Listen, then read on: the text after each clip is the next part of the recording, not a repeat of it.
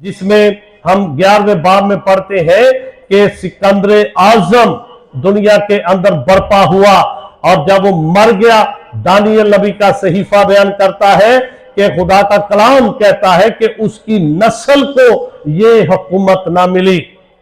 उसके 4 जर्नैलों के अंदर हुकूमत तकसीम हुई और हमारा वास्ता 2 जर्नैलों से पड़ता है, जिसमें बतले मूसी खानदान, जिसमें सलूकस खानदान, जिसका बयान हम रोमन कैथोलिक तर्जमा पहला मकाबीन दूसरा मकाबीन का जब हम मुताला करते हैं तो उसमें हम इन बातों का जिक्र पढ़ते हैं और दानियल पर ये बातें वाज़ेह की गई। और उसी दौर में खुदा का कलाम जकरिया नबी पर नाज़िल हुआ, जो हवाला पाजी साहब ने आपकी खिदमत में पढ़ा, ए दुख्तरे सयून खूब ललकार। जब हम जकरिया नबी का सहीफा उसका 9वां बाब पढ़ते हैं, उसकी पहली आयत से, कुल कबाइल खसूसन इसराइल की आंखें खुदावंद की तरफ लगी है। उनका कोई बादशाह नहीं था,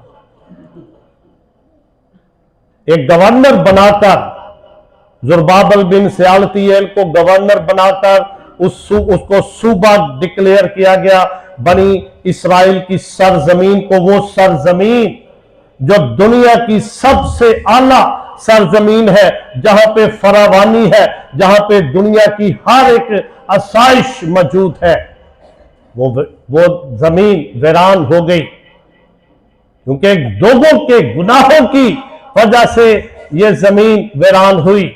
और अब लोग बादशाह चाहते हैं लेकिन बादशाह उनको मिल नहीं रहा। लेकिन उनको तसल्ली का ये पैगाम दिया गया, ए दुख्तरे सयून खूब ललकार, क्योंकि तेरा बादशाह तेरे पास आता है। वो गधे पर सवार है, वो सुलह का मुस्ता देगा। और खुदा का कलाम बयान करता है कि उसके बाद रोमियो की सल्तनत आई और रोमियो की सल्तनत के अंदर खुदावन यीशु मसीह जो है वो दुनिया के अंदर आए। और दुनिया की तारीख को जब हम पढ़ते हैं, हालात इस कदर संगीन हो चुके थे, लोग रोमियो से निजात हासिल करना चाहते थे, रोमियो से छुटकारा हासिल करना चाहते थे। महंगाई इस कदर बढ़ चुकी थी कि लोग चाहते थे कि कोई बादशाह बर्पा हो। और खुदावन यीशु मसीह लुका की अंजील के मुताबिक 37वीं आयत में बयान किया गया है, और जब वो शहर के नजदीक जैतून के पहाड़ के पास पहुंचा तो शागिर्दों की सारी जमात उन मौजूदों के सबब से जो उन्होंने देखे थे खुश होकर बुलंद आवाज से खुदा की हम्द करने लगी कि मुबारक है वो बादशाह जो खुदावन के नाम से आता है। खुदावन यीशु मसीह चारों अनाजील के मुताबिक यरूशलेम में दाखिल हुआ है आज के दिन। इससे पहले भी खुदावन यीशु मसीह यरूशलेम के अंदर दाखिल होता था, क्योंकि शरीयत बयान करती है कि जो बालिग होता था, 3 बड़ी ईदें थी बनी इसराइल की, जिनमें पहले नंबर पर ईद फसा, ईद फतीर और हफ्तों की ईद। ये ईद जो आज से हम 7 दिन के बाद मनाएंगे, जिसे हम ईद फसा, ईद क़यामतुल मसीह कहते हैं, इसके लिए हुक्म था कि बालग यहूदी इस ईद को मनाने के लिए वो जरूर यरूशलेम में दाखिल होते थे। इससे पहले भी खुदा यीशु मसीह यरूशलेम में दाखिल होते थे, लेकिन इस कदर हजूम, इस कदर लोग वहां पे मौजूद नहीं होते थे। लेकिन अब क्या हुआ कि लोग यीशु को बादशाह मान रहे हैं। और यहां पे 37वीं आयत में बयान किया गया है, और जब वो शहर के नजदीक जैतून के पहाड़ के उतार पर पहुंचा तो शागिर्दों की सारी जमात उन सब मौजूदों के सबब से जो उन्होंने देखे थे खुश होकर हमदो सना करने लगे। कैसा मुजज़ा उसने कर दिया कि इससे पहले भी उसने बहुत सारे मुजज़े किए थे, लेकिन इतनी हलचल, नहीं हुई थी। जब हम यूहन्ना की अंजील उसका 11वां बाब पढ़ते हैं, वहां पर खुदावंद यीशु मसीह ने एक बहुत बड़ा मोजज़ा किया। इस मोजज़े की वजह से पूरे इलाके के अंदर हलचल मच गई, और वो था वो खुदावंद यीशु मसीह ने लाजर को जिंदा किया। ऐसी कैसी वजह थी? लेकिन इससे पहले भी खुदावंद यीशु मसीह ने 2 मुर्दों को जिंदा किया था, लेकिन कोई हलचल नहीं मची। याईर की बेटी को खुदावंद यीशु मसीह ने जिंदा किया, और नायम की बेवा के बेटे को खुदावंद यीशु मसीह ने जिंदा किया, लेकिन कोई हलचल नहीं मची। लोगों ने कहा, जी ये कौन सी बड़ी बात है?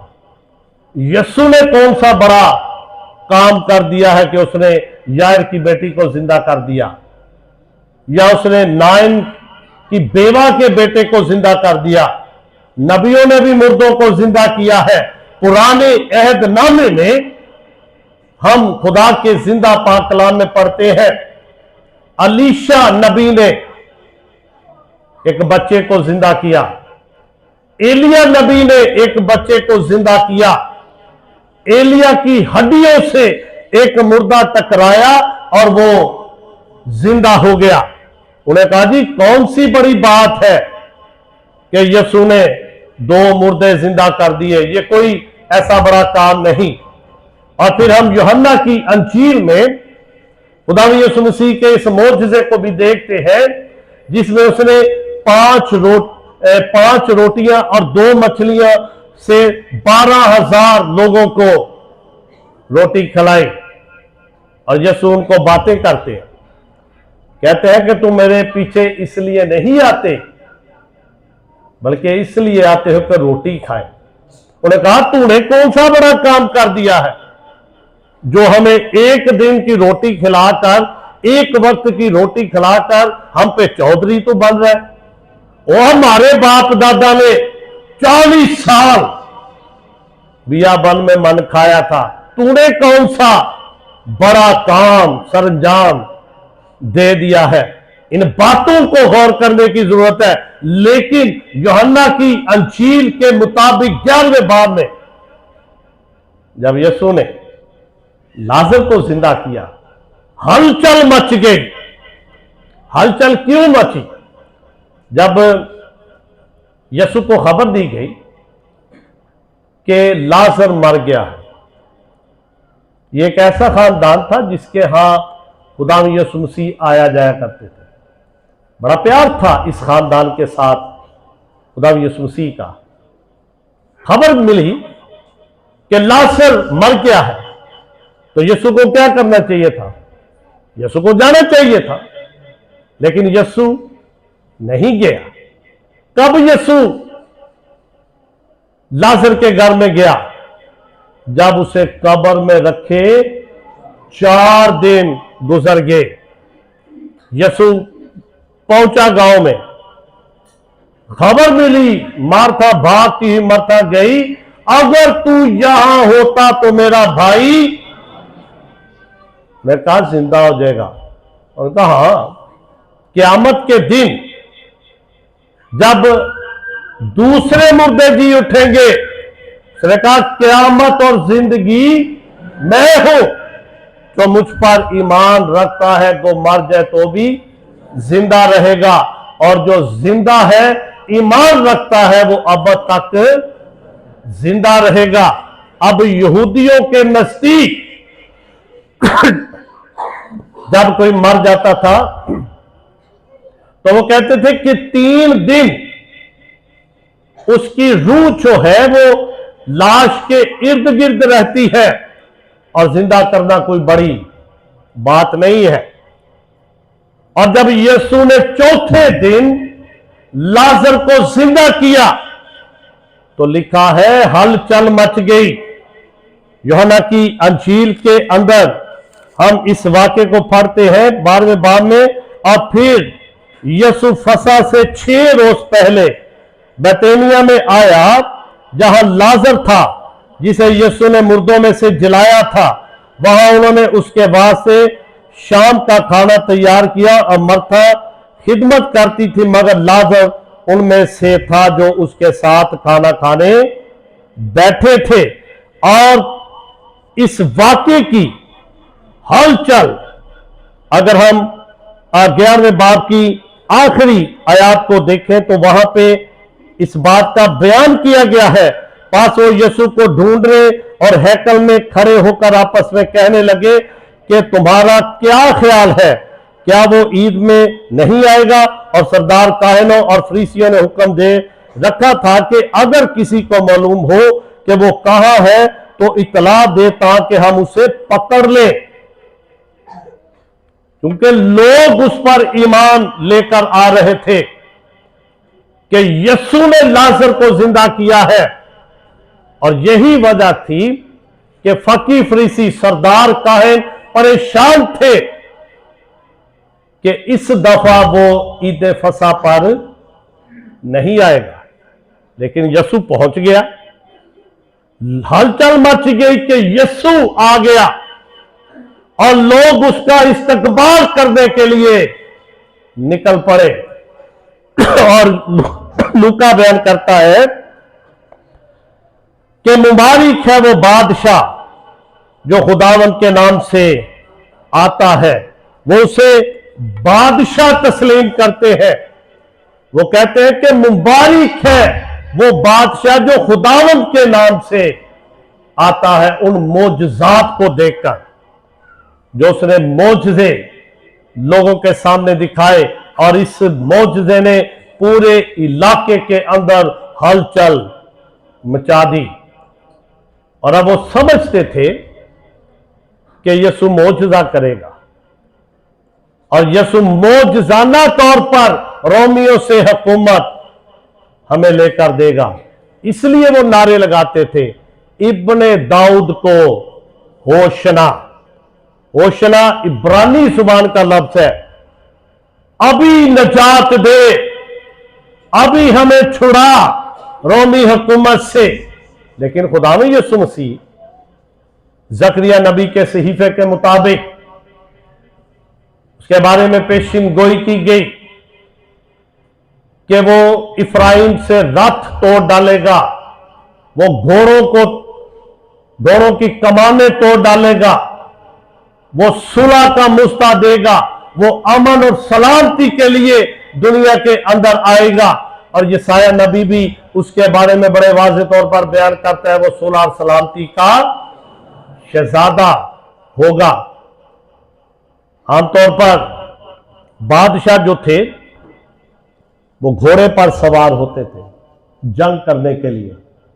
अब बनी इस्राएल के लोग तो ये उम्मीद थी कि ये बादशाह हमें छुड़ाएगा।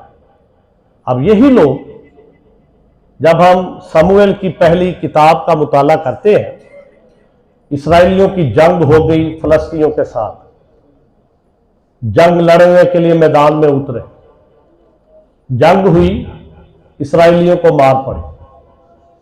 जब सूरज डूब जाता था जंग बंद हो जाती थी। बैठ गए बुजुर्ग, उन्हें कहा जी कैसे हम जंग जीत सकते हैं? मैं कहा जी अहद का संदूक हम जंग में लेकर जाएंगे और हम जरूर जंग जीतेंगे। वो अहद का संदूक सुबह लेकर जंग के अंदर जाते हैं और पहले से ज्यादा इस्राएली कत्ल हो जाते हैं। अब उनको खुदा पर भरोसा करने की जरूरत थी। खुदा उनका बादशाह था। उन्होंने किस पे तकिया किया? अहद के संदूक पर। बिल्कुल उसी तरह जिस तरह इस माशरे के अंदर लोग खुदा पर ईमान रखने की बजाय, यीशु पर ईमान रखने की बजाय इधर उधर लोगों के पीछे भागते फिरते हैं, गम उनके बढ़ जाते हैं जो गैरों के पीछे भागते हैं। और ज़बूर नवीस भी ये बयान करता है। इसका नतीजा क्या हुआ? उन्होंने कहा जी दूसरी कौमों की तरह हमारा भी बादशाह होना चाहिए। समूएल नबी को यह बात अच्छी ना लगी। उसने कहा कि खुदा तुम्हारा बादशाह है, खुदा तुम्हारे लिए जंग लड़ता है। उन्होंने कहा जी नहीं, हमें दूसरी कौमों की तरह हमारा अपना बादशाह होना चाहिए। उन्होंने कहा जी वो तुम्हें गुलाम बना लेगा, वो तुमसे काम लेगा, वो तुम पे टैक्स नाफज करेगा।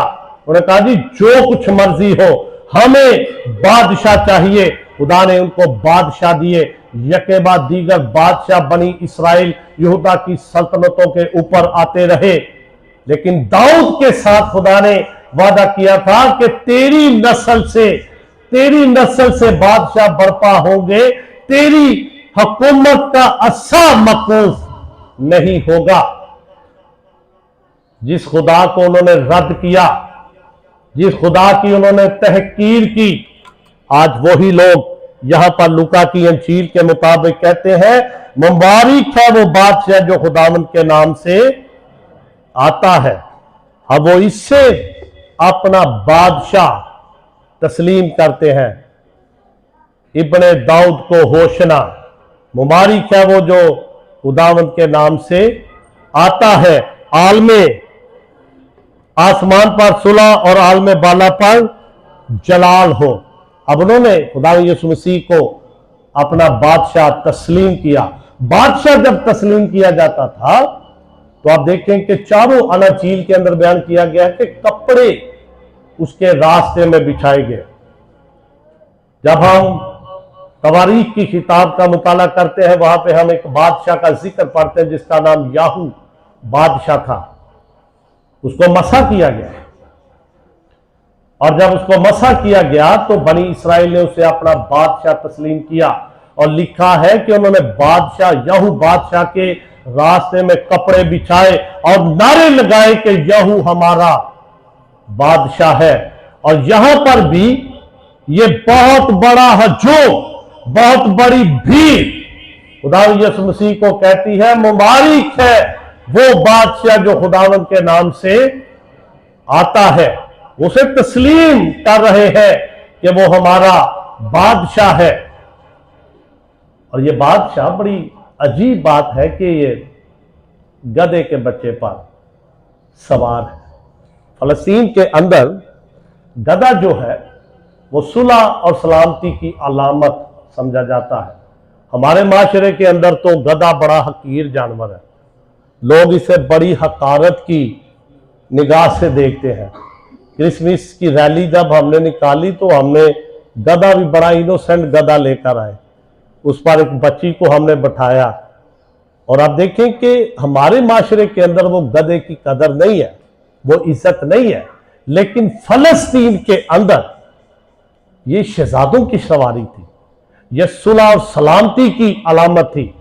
यार जलादी के बारे में कुजात की किताब में हम पढ़ते हैं, उसके 30 बेटे थे और वो 30 बेटे गधों पर सवार होकर अपने अपने इलाके के जाकर इंसाफ करते थे।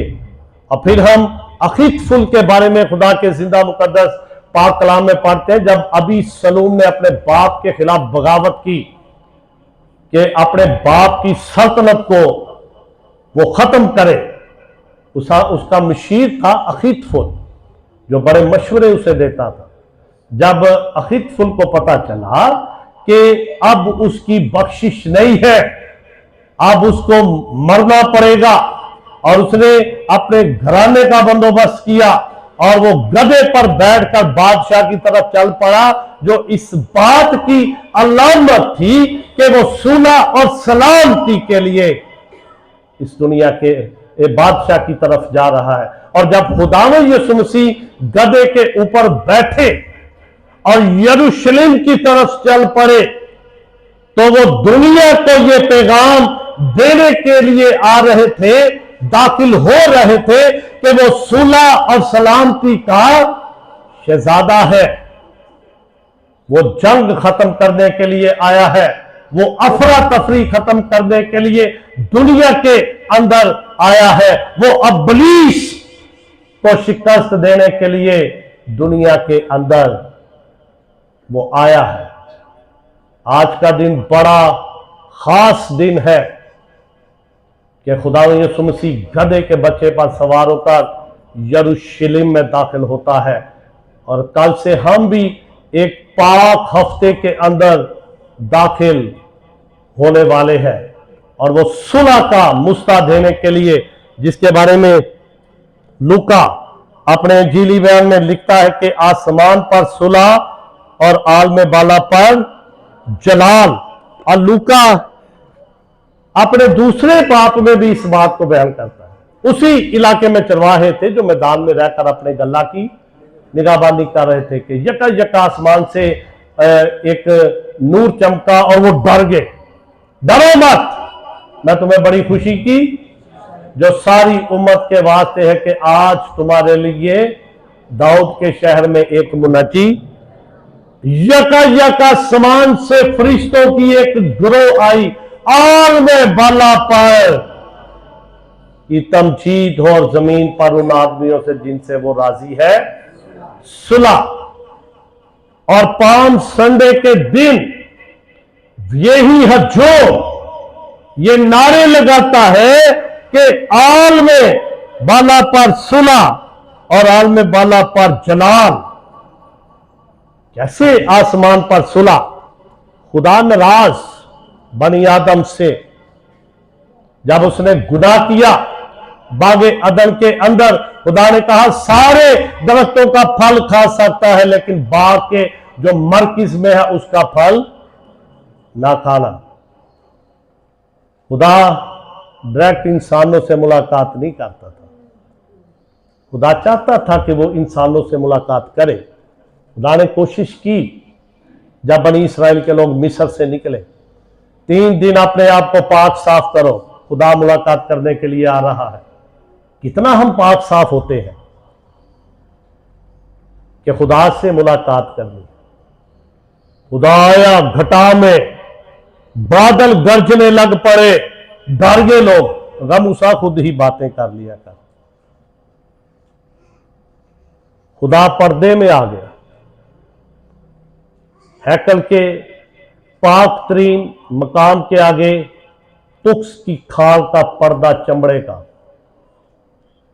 साल में एक बार काहिन मुलाकात के लिए जाता था, लोगों के गुनाहों का कफारा देने के लिए। पाम संडे के रोज गधे के बच्चे के ऊपर सवार, आसमान पर सुलह, आल में बाला पर जलाल। तमाम हुआ, हैकल का पर्दा फट गया।